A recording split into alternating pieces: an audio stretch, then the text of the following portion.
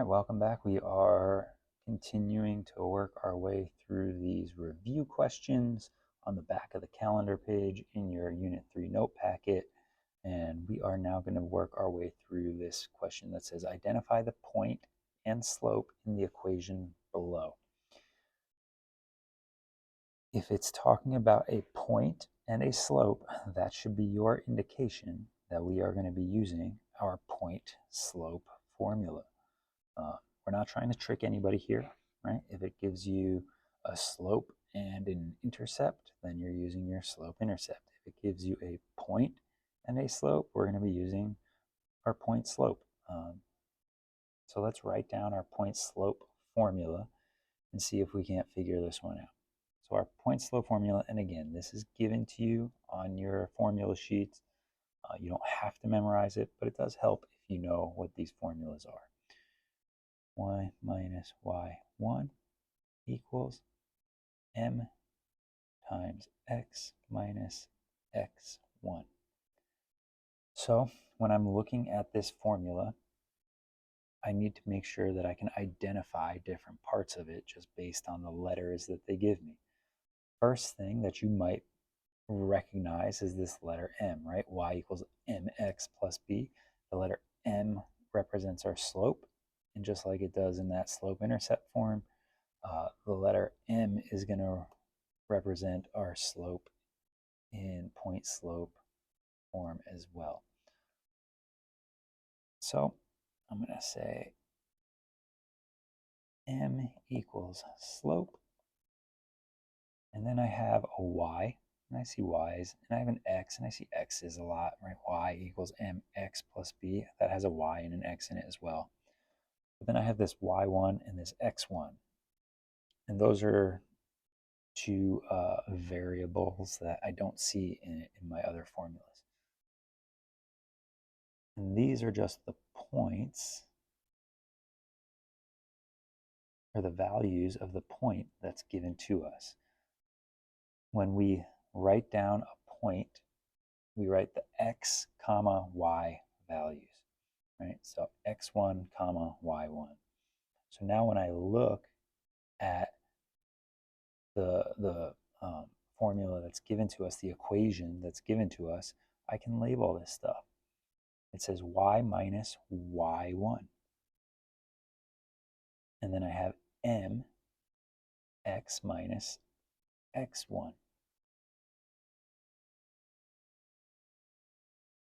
So let's pick out the stuff that's easiest. My m, my slope,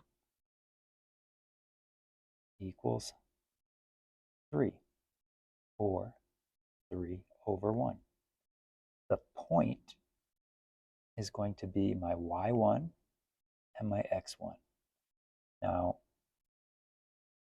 the tricky part here is knowing your positives and your negatives. This is where people make mistakes. The equation says y minus y1. So I have y minus right here.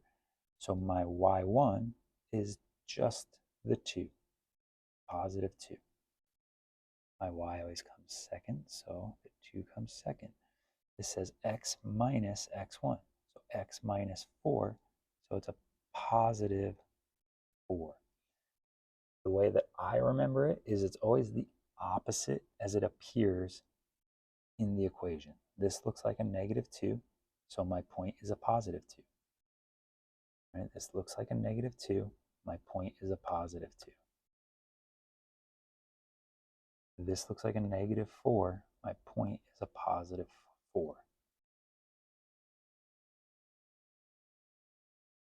This is now asking us to graph the line using the equation on the left. Okay, well, here's my point I'm going to start at, 4, 2. I just found that out. I'm going to go to my graph. I'm going to go to 4 on my x, 1, 2, 3, 4, and then up 2, 1, 2, and put a point. That point is at 4, 2.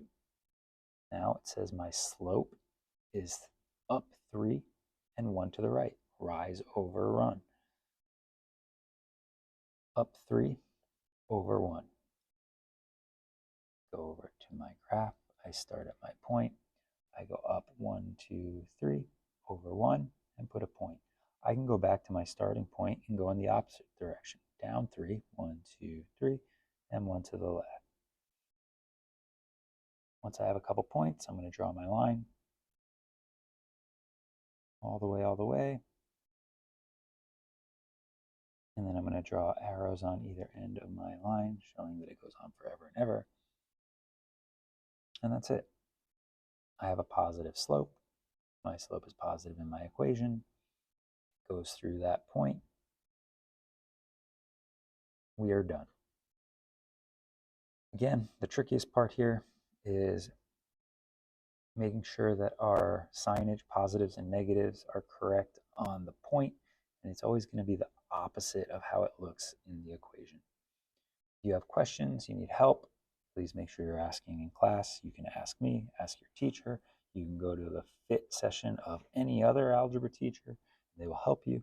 But if you do have questions, if you're unsure of what to do, please make sure you're asking, make sure you're getting the help that you need. All right, I hope this is helpful, and I will see you in class.